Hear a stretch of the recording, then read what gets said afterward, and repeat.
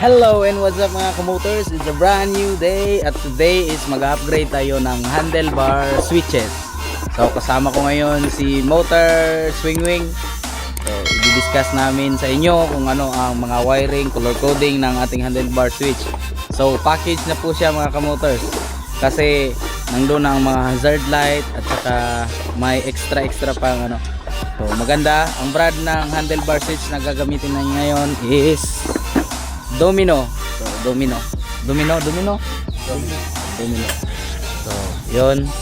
Shoutout sa lahat ng mga riders dito sa Zamboanga, Sibugay at sa mga riders na nanonood ngayon. So, shoutout sa inyong lahat at saka shoutout sa Sibugay Riders Federation. So, let's do it.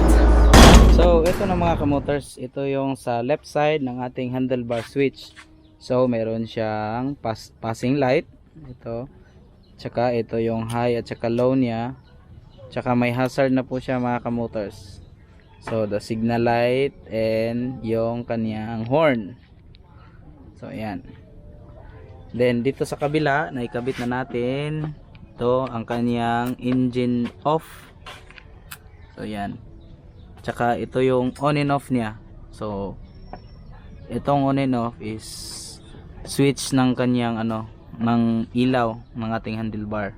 Tsaka dito din yung park light at tsaka yung ano talaga niya, yung headlight, tsaka starter.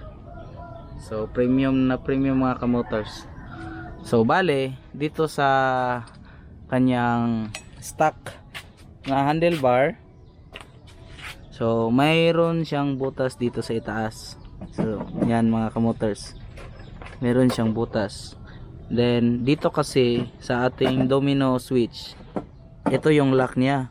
Ito, nasa ibabang bahagi. So ganyan, yan yung lock niya. May allen lock. So hindi natin pwedeng isabay sa stock na butas. Dito kasi yung stock na lock niya. So yung ating upgraded domino switch is nasa ilalim yung kanyang butas. Kaya mga kamotors, nagbutas tayo dito sa ilalim. Dito ang kanyang butas. So yun. So what is the purpose ng butas? So ang butas mga kamotors is para yung switch natin dito hindi gagalaw, hindi magda-down, saka sideways. Kaya yun, kailangan talagang butasan para hindi gagalaw yung ating handle switch. So stable siya. So yun, ulitin ko, ang stock is dito sa itaas, hindi na siya magagamit. So magbubutas kayo ulit dito sa ilalim. So ayan. So kabit na natin. So ayan mga kamotors, i-install na ni Kamotors Swingwing. Shout out. Ow. So yun, ayan na pong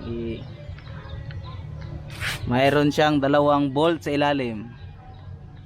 So medyo mahirap lang talaga siyang i-install kasi yun nga, mayroon tayong conversion na gagawin.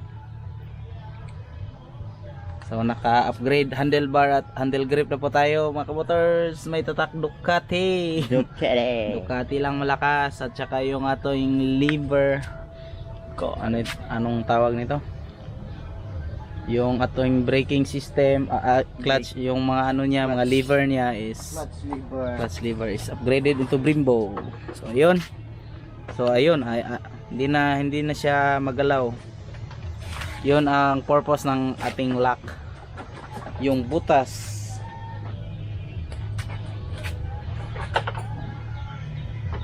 So proceed na tayo sa wiring.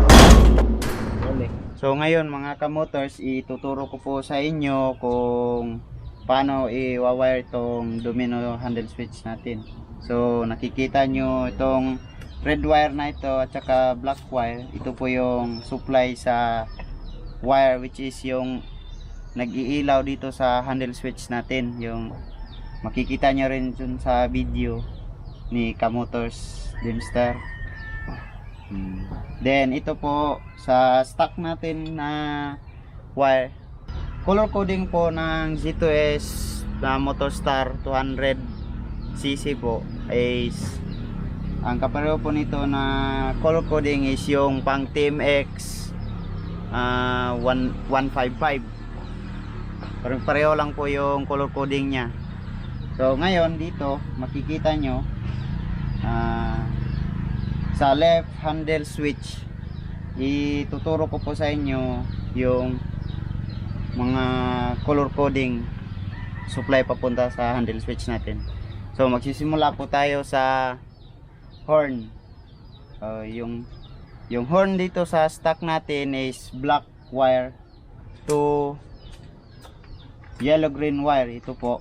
So yung dito sa domino handle switch natin, nakakonect po siya dito sa dark green at saka sky blue wire sa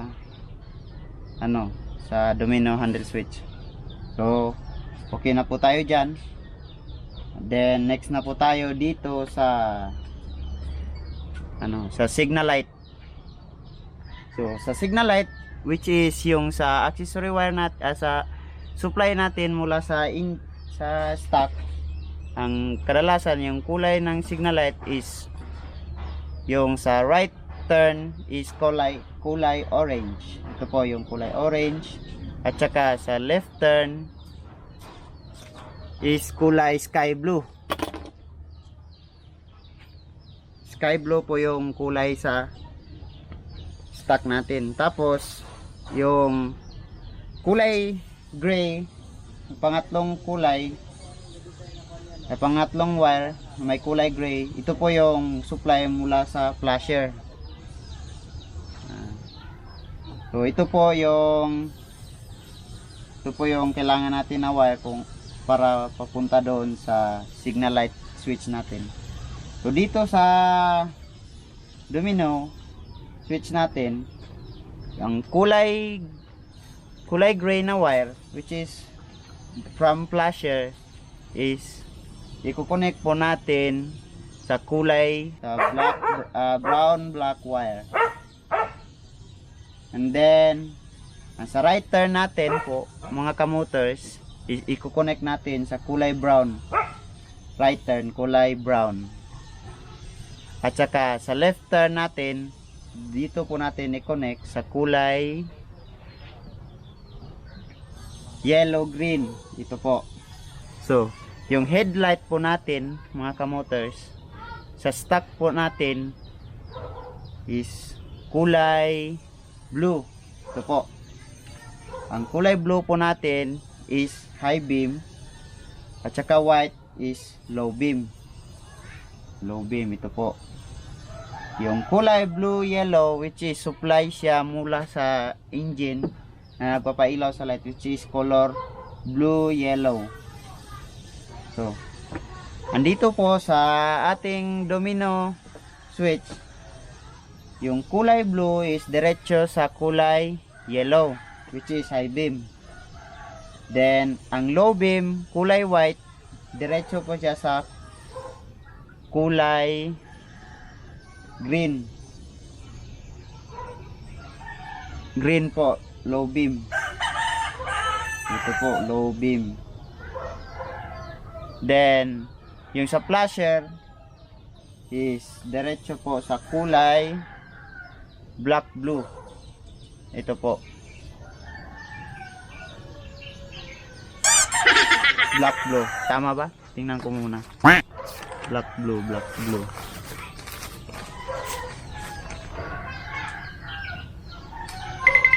Blue black po pala. Sorry po. Yung kulay is yung supply is black blue. Black blue. Ito po, yung kulay blue yellow, diretso po siya sa kulay black blue black. So okay na po tayo doon sa headlight. Sa susunod naman po yung hazard. Sa stock na handle switch po ng Z2S natin mga kamotors, wala po tayong hazard. So dito sa domino, meron po tayong hazard.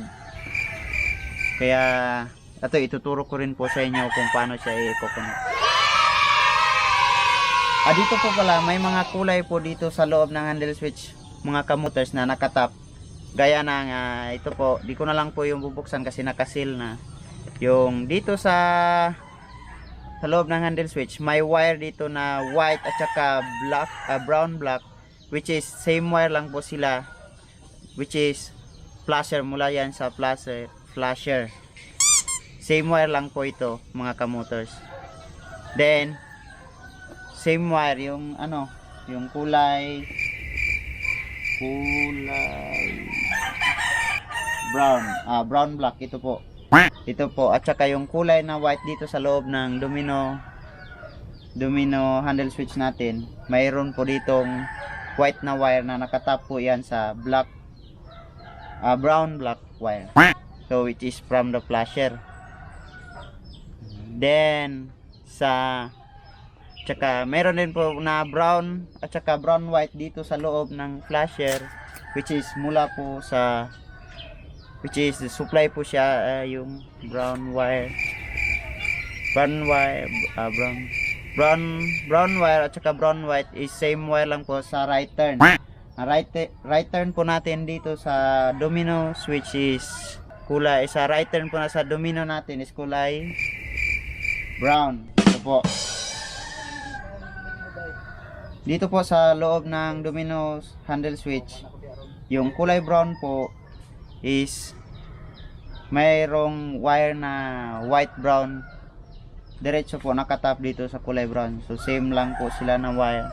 Then sa loob mayroon din na orange wire, nakatap din po siya sa yellow green wire, which is same wire lang din po sila. Ito pong tatlong to, ito po yung nagsusupply sa hazard natin, sa right turn, left turn at saka sa flasher. So ito po yung nagbibigay, ito po yung supply na pupunta dito sa hazard natin. So ganun lang po mga kamoters, simple lang po. Yun, dito po same lang po lahat doon sa stock ng Z2S, pero yung color po nito is ibang iba po dito sa Z2S na handle switch. So dito po ngayon ituturo ko po sa inyo kung paano po siya i-wire. So dito po yung stock na yung domino handle switch po, marami pong wire na kinat ko kasi may ibang wire na hindi na kailangan, tapos may wire din po na kailangan po natin pagsamahin. So dito ngayon ipapakita ko po sa inyo yung wire na pinagsama po natin. Gaya nito na yung red wire, which is ito pong red wire is ito po yung wire na nagmula sa accessory wire. Ito po yung karugtong sa left handle switch na nagpapailaw dito sa switches natin. Then itong black wire is automatic po siya, ito yung ground natin. Tinapak po natin dito sa ground ng Z2S. So ito po yung yung wire na brown, yung brown wire sa stock natin dito sa handle switch is the same lang wire nila sa kulay brown din po. Ito po yung kulay na nagsusupply sa, tingnan ko muna yung libro natin. Yung brown wire natin sa Z2S, kinonek lang din po natin dito sa stock wire na sa kulay brown dito sa handle switch natin. Then yung black yellow na wire dito sa stock natin, nakakonect din po siya dito sa blue black ng domino handle switch, gaya dito po sa kabila, sa right side. Same lang po tong source na to, which is yung nagpapailaw sa headlight natin.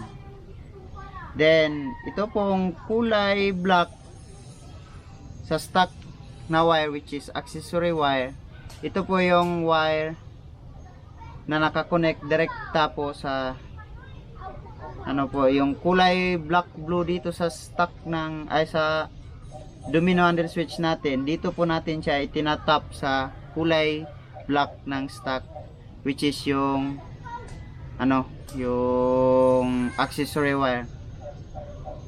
dito po sa black blue ng domino. Then dito po sa stock na handle switch natin sa sa Z2S, yung yellow red na wire, yung yellow red wire, ito po yung wire na sa starter switch natin po mga kamotors. So yung kulay yellow red na wire, itinap po natin doon, ay nakakonect po siya sa wire ng domino handle switch, yung kulay black, which is papunta sa starter switch natin. Yung starter switch natin po mga kamotors, dalawang wire po yung nakakonect dito, which is kulay black at saka yung yellow red wire. Alam naman natin yung kamotors, yung kulay black na wire, kung ano yun, ito po yung accessory wire. So dito po papunta sa ating handle switch na domino is ito po yung dalawang wire, kulay blue white, which is nakatap sa black wire, then black wire sa domino papunta dito sa yellow white, yellow red ng stock. So which yan po yung sa starter switch natin. Then sa kill switch po natin mga kamotors, ito po yung kulay green at saka black white, green at saka black white. So ito po yun mga kamotors. Yung sa domino handle switch po natin mga kamotors, mayroon po, wala po siyang dito sa stock sa domino, may dalawang kulay siya, puro yellow. So ang ginawa ko po dito, ko lang, balibaliktad ko lang yung wire para makuha natin yung alin ang tama na pag-wiring doon. So dito mga kamotors, yung kulay white ay kulay yellow is i-connect mo lang dito sa green, which is ground, then blue white, which is po mga kamotors, yung nagbibigay yung sa kill switch natin nakakonect.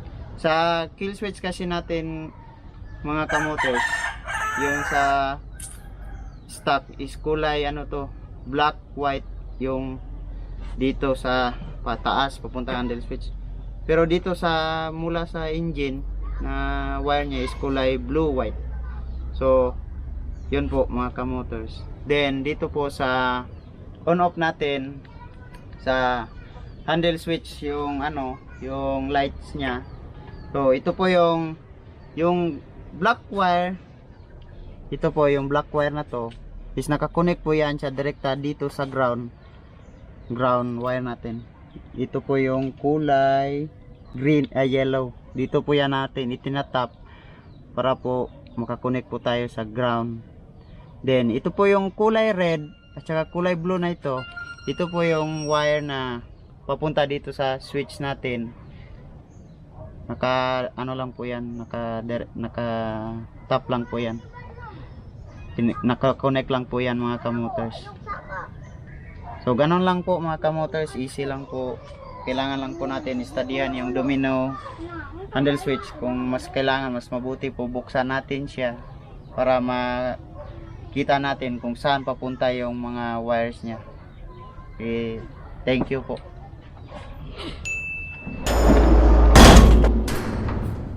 So ito mga kamotors, after nating i-wiring, so mas mainam kung atin itong isusolve, kasi para maging solid yung natin, yung connection ng ating mga wires. Bingo! So yun, hindi pa mainit. Yan. So ito na mga kamotors, after nating masolve yung mga connection ng ating mga wire, so babalutin na natin ng electrical tape. Tsaka recommended ko sa inyo, after nyong mabalot ng electrical tape para maging pulido at solido yung ating pagkakasil ng wire, lagyan natin ng cable tie. Yung mga maliliit lang na cable tie. Thank you. Salamat sa suporta sa aking great assistant. So ito, cable tie para hindi siya tutuklap. Ay. So ayun mga kamotors, na install na natin ang dalawang handlebar switches. So ngayon, try natin tong i-rewire, tsaka susubukan natin kung iilaw ba talaga. So ito mga kamotors, try na natin kung talagang gagana ba tong ating switch. So first, let's on. Pak. Yun.